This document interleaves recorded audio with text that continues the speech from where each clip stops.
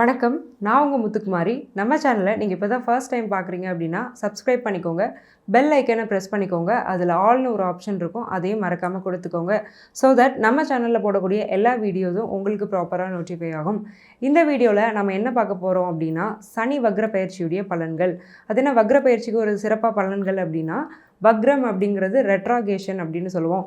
சூரியனுக்கு சரியா 251 டிகிரியில் சனி வரும்போது வக்ரம் அடைகிறாரு. வக்ரம் அப்படிங்கிறது தன் நிலை மாறி செயல்படுறது.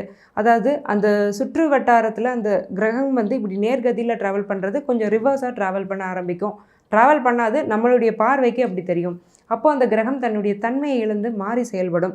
சனிங்கிறவர் ஒரு பாவக்கோள். அவருடைய பெயர்ச்சி அப்படிங்கிறது எல்லாருமே பயப்படக்கூடிய ஒரு விஷயம். ஜோதிடத்தில் ரொம்ப ஹைலைட்டிங்கான விஷயங்கிறது சனி பெயர்ச்சி. அதில் ஏற்படக்கூடிய அந்த வக்ரம், சனி வக்ரம் அடையும் போது நிறைய பலன்களை பலமாக ஸ்ட்ராங்காக செய்வார். அதோடைய இம்பேக்ட் இந்த சனி பயிற்சி முடிகிற வரைக்குமே இருக்கும். சனி வக்ர பயிற்சி 140 நாள்னாலும் கிட்டத்தட்ட மார்ச் 2025 சனி பயிற்சி முடிகிற வரைக்கே இந்த மாற்றத்தோட தாக்கம் அப்படிங்கிறது நமக்குள்ளெல்லாம் இருக்கும். ஸோ அப்படி அந்த சனி என்ன தாக்கத்தை வந்து ஏற்படுத்த போகிறாரு, கிட்டத்தட்ட 109 டிகிரிக்கு சூரியனில் வரும்போது இந்த சனி திரும்ப வக்ர நிவர்த்தி அடைஞ்சிருவார். அந்த 140 நாட்களில் என்னென்ன பலன்கள் எல்லா ராசிக்கும் நடக்க போகிறது அப்படிங்கிறது தான் இந்த வீடியோவில் நம்ம பார்த்துட்ருக்கோம். ஒவ்வொரு ராசிக்காக நம்ம பார்க்கலாம். அந்த வரிசையில் நாம் இப்போ பார்க்கக்கூடிய ராசி மிதுனம். காலபுருஷனுக்கு 3வது ராசி, புதனுடைய வீடு மிதுனம். பயங்கர இன்டெலிஜென்ட்டான பீப்புள் தான் மிதுன ராசியோடைய பீப்புள். ரொம்ப எமோஷ்னலாக இருக்கிறத விட வந்து ரொம்ப லாஜிக்கலாக இருப்பாங்க. எதையுமே ப்ராக்டிக்கலாக அப்ரோச் பண்ணணும்னு நீங்கள் நினைப்பீங்க. ஸோ அந்த மிதுன ராசிக்கு சனி வந்து ஏற்கனவே ஒரு நட்பு கிரகம் தான். ஸோ சனி பயிற்சி அப்படிங்கிறது எப்படி இருக்குங்கிறத பார்த்துடலாம். அஷ்டம சனியினால் ரொம்ப கஷ்டப்பட்டீங்க மிதுன ராசி. இப்போ திரும்ப பாக்ய சனியாக மாறி இருக்கிறாரு. ஸோ பாக்ய சனியாக மாறும்போது அஷ்டம சனியில் நீங்கள் கற்றுக்கிட்ட விஷயங்களெல்லாம் இம்ப்ளிமெண்ட் பண்ணி நிறைய நல்லது நடக்கும். ஆனாலும் சில ஒரு புள்ளி வைக்கிற மாதிரி சில விஷயங்கள் இருக்க தான் செய்யும். ஏன்னா பாக்யஸ்தானம் அப்படிங்கிறது இயற்கையாகவே ஒரு நல்ல ஸ்தானம். அங்கே போய் ஒரு பாவகிரகமான சனி ஆட்சியாக வர இருக்கார். கும்பம்ங்கிறது ஒரு ஸ்திர வீடு வேறு. அதனால் அவர் என்ன பண்ணுவார்னா, அவர் கொடுக்கக்கூடிய பலன்களை பலமாக கொடுப்பாரு, ஸ்ட்ராங்காக கொடுப்பாரு. சரி, அப்படி என்ன தான் நடந்துட்டுருக்கு மிதுன ராசிக்குன்னா, பொதுவாகவே 9th ஹவுஸ் அப்படின்னா ஹவுஸ் ஆஃப் லக்னு சொல்லுவோம். உங்களுடைய பாஸ்ட் கர்மா அதோடைய அந்த கிட்டத்தட்ட அந்த பாக்யஸ்தானம்னு சொல்லுவோம். உங்கள் பாஸ்ட் லைஃப்பில் வந்து நீங்கள் பண்ண நல்லது கெட்டது எல்லாத்தையுமே ஆக்டிவேட் பண்ணுறது 2 இடம். ஒன்று 5ஆம் இடம், இன்னொன்று 9ஆம் இடம். அப்போது பாஸ்ட் லைஃப் ஸ்ட்ரைட்டாக கனெக்ட் ஆகுது இந்த சனி பயிற்சியில். போன ஜென்மத்தில் நீங்கள் செஞ்ச நல்லதுக்கும் கெட்டதுக்குமான பலன்களை சனி கொடுப்பாரு. என்ன ரீசன்னா, அவர் கர்மகாரகன். ஒரு நீதிமான்னு சொல்லலாம், நீதி தேவதைன்னு சொல்லலாம், ஜஸ்டிஸ் பிளானட் அப்படின்னு சாட்டனை சொல்லுவாங்க. அப்போது இந்த 9th ஹவுஸில் சனி இருக்கும்போது போன ஜென்மத்தில் நீங்கள் பண்ண விஷயங்களுக்கான நல்லதையும் கெட்டதையும் அனுபவிச்சுட்ருக்கீங்க. நல்லதா கெட்டதான்னு நான் சொல்ல மாட்டேன். நல்லதாகவும் இருக்கும், கெட்டதாகவும் இருக்கும். அது உங்கள் சுய ஜாதகத்தை பார்த்தா தான் தெரியும். 5ஆம் இடத்தை பார்க்கணும். சுய ஜாதகத்தில் 5ஆம் இடமும் சனியும் எப்படி இருக்காங்கங்கிறத பார்த்தா தான் சொல்ல முடியும். ஸோ அப்போ எப்படி இருக்குன்னா, பாசிட்டிவும் இருக்குது, நெகட்டிவும் இருக்குது. அப்போ இந்த சனி வக்ரமாகும்போது என்ன பண்ணுறாரு அப்படின்னா, 9ஆம் இடத்துல உள்ள லக்கை கொஞ்சம் என்ஹான்ஸ் பண்ணி கொடுக்குறாரு. அதிர்ஷ்டம் அப்படிங்கிறது கூடுது. நீங்கள் எதிர்பார்த்த விஷயம் அப்படிங்கிறது நிறைய மெனக்கிடாமல் ஈஸியாகவே நடந்துடும். அப்பாவோட சண்டை, பிரச்சனை, மனஸ்தாபம் அப்படின்னு ஒரு ஆணோ பெண்ணோ யாரோ வேணாலும் இருங்க, உங்களுக்கு அப்பாவோட ஒரு மனஸ்தாபம் பிரச்சனைன்னு இருந்துக்கிட்டே இருக்குன்னா அது தீரும். அப்பாவுடைய ஹெல்த் இம்ப்ரூவ் ஆகும். அப்பாவால் ஒரு லாபம் அப்படிங்கிறது கிடைக்கும். மேபி அப்பா உங்களுக்கு ஏதோ ஒன்று செய்கிறது, பணம் மட்டும் இல்லை, ஒரு மாரல் சப்போர்ட் கொடுக்குறாரு. இவ்வளோ நாள் எனக்கு அது கிடைக்கல, அது கிடைக்குது. ஒருவேளை அப்பா எனக்கு இல்லை அப்படின்னாலும் அவருடைய ஆசீர்வாதம் அப்படிங்கிறது உங்களுக்கு கிடைக்கிறது. இந்த மாதிரியான விஷயங்கள்லாம் இந்த சனி வக்ர பயிற்சியில் உங்களுக்கு கண்டிப்பாக நடக்க போகுது. சரி, சனியுடைய பார்வை அப்படிங்கிறது 3 இடத்துல விழுது. அது வந்து எப்படி இருக்க போகுது? மேஷத்தில் விழுது. மேஷங்கிறது மிதுனத்துக்கு 11ஆம் இடம். ஸோ சனி வக்ர பார்வை அங்கே விழும்போது இவ்வளோ நாள் ஃப்ரெண்ட்ஷிப் அப்படின்னாலே தெரிச்ச ஒன்று ராசியாக இருந்தால் மிதுனம் தான். ஃப்ரெண்ட்ஸ்னால பட்டதெல்லாம் போதும். ஏன்னா நானும் நிறைய கிட்டத்தட்ட ஜான்வரியிலேருந்தே ஃப்ரெண்ட்ஷிப்பில் கவனமாக இருங்கன்னு ஒரே ராசியை சொல்கிறேன் அப்படின்னா அது மிதுன ராசி தான். ஏன்னா ஃப்ரெண்ட்ஷிப்க்கு ரொம்ப முக்கியத்துவம் கொடுப்பீங்க. உங்கள் ஃபேமிலியோட ஃப்ரெண்ட்ஸை ஒரு படி மேலே வச்சுருப்பீங்க, 1-2 படியே மேலே வச்சுருப்பீங்க. உங்களுக்கு ரொம்ப க்ளோஸ் ஃப்ரெண்ட்ஸும் நிறைய பேர் இருப்பாங்க. அதாவது லாங் டைம் ஃப்ரெண்ட்ஸ் எல்லாம் நிறைய பேர் இருப்பாங்க. ரொம்ப வருஷமாக நாங்கள் ஃப்ரெண்ட்ஸு, என் ஃப்ரெண்டு இல்லைன்னா நான் இல்லை அப்படிங்கிற மாதிரிலாம் இருந்திருப்பீங்க. பட் அவங்களோட சில மனஸ்தாபம் அப்படிங்கிறத வந்து கொடுத்துருக்கோம். நிறைய கப்பி ஃப்ரெண்ட்ஸ் இருந்திருப்பாங்க. அதாவது உங்களை யூஸ் பண்ணிக்கிற மாதிரி ஃப்ரெண்ட்ஸு. உங்களுக்கே தெரியாது உங்களை அவங்க யூஸ் பண்ணுறாங்கன்னு, அந்தளவுக்கு யூஸ் பண்ணியிருப்பாங்க. அவங்க அப்படி யூஸ் பண்ணதுனால நீங்கள் உங்கள் லைஃப்பில் நிறைய விஷயங்களை கோட்டை விட்ருப்பீங்க. அதெல்லாம் மாறும். நல்ல ஃப்ரெண்ட்ஸ் யாருங்கிறத ஐடென்டிஃபை பண்ணுவீங்க. உங்களுக்கு உண்மையாகவே இருக்கக்கூடிய நல்ல ஃப்ரெண்ட்ஸோட உங்கள் பாண்டிங்கிறது ரொம்ப அதிகமாகும். உங்கள் ஃப்ரெண்ட்ஸ் நல்லா இருப்பாங்கங்க. அது எப்படி, என்னோடய ராசி கூட என் ஃப்ரெண்ட்ஸை பாதிக்குமானா, எஸ் பாதிக்கும். நல்லாவும் பாதிக்கும், கெட்டதாகவும் பாதிக்கும். அதனால தான் நம்ம யாரோட சேர்றோங்கிறதுல கவனமாக இருக்கணுங்கிறத பெரியவங்க சொன்னாங்க. ஸோ எல்லாமே பிளானட்ஸ் தான்.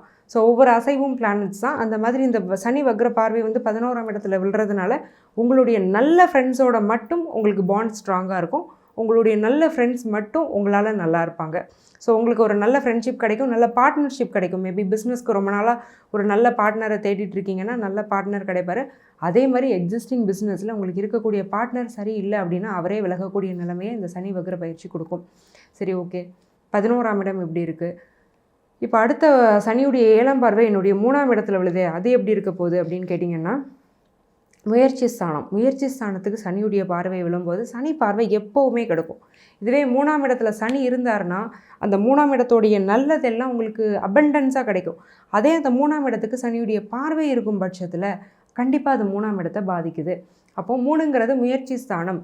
நினச்சிக்கிட்டே இருக்கேன், செய்ய முடியலை, செய்யணும்னு நினைக்கிறேன் ஆனால் செய்ய முடியலை, நினைக்க மட்டும்தான் முடியுது, எதையுமே செய்ய முடியலை.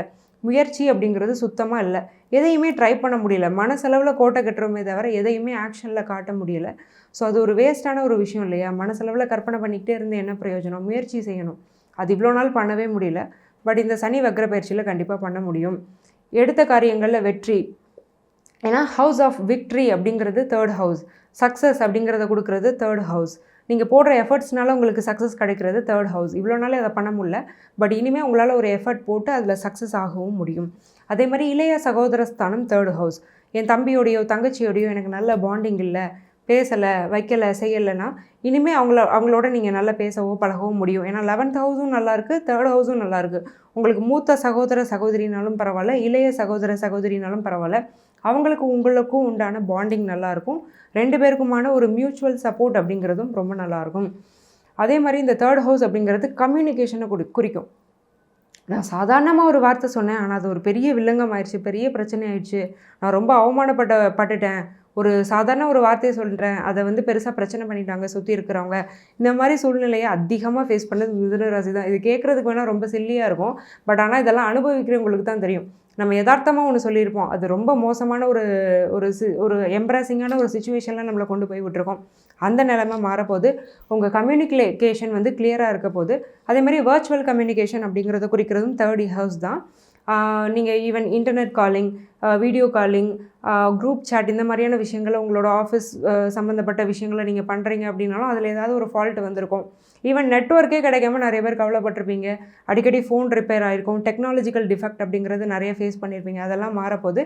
இனிமேல் அந்த விஷயங்கள்லாம் ரொம்ப கிளியராக இருக்க போகுது. சனியுடைய 10ஆம் பார்வை. சனியுடைய 10ஆம் பார்வைங்கிறது ரொம்ப கொடூரமானதுங்க. அந்த 3rd 7th 10th ஹவுஸ்லேயே ரொம்ப கொடூரமான பார்வை எதுனா 10ஆம் பார்வை தான். ஏன்னா க்ளோசஸ்ட் ஆக்சிஸில் சனி வந்து அந்த சனியுடைய அந்த ஆஸ்பெக்ட் அப்படிங்கிறது இருக்கும். அந்த 10ஆம் பார்வை எங்கே விழுது அப்படின்னா 6ஆம் இடத்துக்கு விழுது. அப்போ கடன், நோய், எதிரி, இந்த 3மே இல்லை, சுத்தமாக இல்லை. கடன் வந்து குறைஞ்சிது, நோய்ங்கிறது நிவர்த்தியாச்சு, எதிரிங்கிறவர் வந்து இல்லவே இல்லை. அப்படி தான் பலன் இருந்திருக்கணும். பட் ஆனால் ஆப்போசிட்டாக கடன் இருந்தது, ஹெல்த் இஷ்யூஸ் ஃப்ரீக்வெண்ட்டாக வந்தது, தேவையில்லாத நெகட்டிவ் தாட்ஸ் உங்களுக்குள்ளேயே வந்தது. அதுக்கு காரணம் ஸ்திர வீடான கும்பத்திலேருந்து சனி பார்த்தது தான். இப்போ சனி வக்ரத்தில் என்ன ஆக போகுதுன்னா கடன் கொஞ்சம் கொஞ்சமாக அடைய போகுது, மனசு நிம்மதியாக போகுது, நோய்ங்கிறது குறைய போகுது. ஸோ இந்த 6ஆம் இடம்ங்கிறது ரொம்பவே பாசிட்டிவான விஷயந்தான். பட் ஒரு விஷயத்தில் மட்டும் கவனமாக இருங்க, யாரையும் நம்பி பணம் கொடுக்காதீங்க, யாருக்கிட்டேயும் பணம் வாங்காதீங்க. இந்த 2மே உங்களுக்கு நல்லது கிடையாது. இவ்வளோ நேரம் நம்ம பார்த்துட்டு இருந்தது ஜென்ரலான ப்ரெடிக்ஷன்ஸ் தான். மிதுன ராசிக்கு ஓவராலாக பார்த்துக்கிட்டிங்க அப்படின்னா உங்கள் முயற்சியில் வெற்றி, உங்களுடைய மனசு நிம்மதியாக இருக்க போது, ஃப்ரெண்ட்ஷிப்னால பெனிஃபிட் கிடைக்க போகுது, நல்ல பார்ட்னர்ஸ் கிடைக்க போகிறாங்க, பிஸ்னஸ் நல்லா போக போகுது, அப்பா வழியில் நல்ல விஷயங்கள், லக் ட்ரிகர் ஆக போகுது, எல்லாமே பாசிட்டிவாக தான் இருக்குது. சில விஷயங்களை பண்ணாதீங்கன்னு நம்ம இண்டிகேட் பண்ணியிருக்கோம், அதே மனசில் வச்சுக்கோங்க. இந்த ஜென்ரல் ப்ரெடிக்ஷனை தாண்டி உங்களுக்கு பிரத்யேகமாக ப்ரெடிக்ஷன்ஸ் வேணும், உங்கள் ஜாதகத்தோட பலன் வேணும்னா கீழே கொடுத்துருக்க என்னுடைய நம்பருக்கு காண்டாக்ட் பண்ணி என்னுடைய அப்பாயின்மெண்ட்டை புக் பண்ணிக்கோங்க. நான் உங்களுக்கு டீட்டெயில்டான சொல்யூஷனோடு சேர்ந்து வாழ்வியல் பரிகாரங்களும் சொல்லுவேன். அதனால் பெனிஃபிட் ஆனவங்க நிறைய பேர். அந்த வரிசையில் நீங்களும் இடம் பெறணும்னு நான் மனசார வாழ்த்திக்கிறேன். ஆல் த வெரி பெஸ்ட் மிதுனம். நன்றி, வணக்கம்.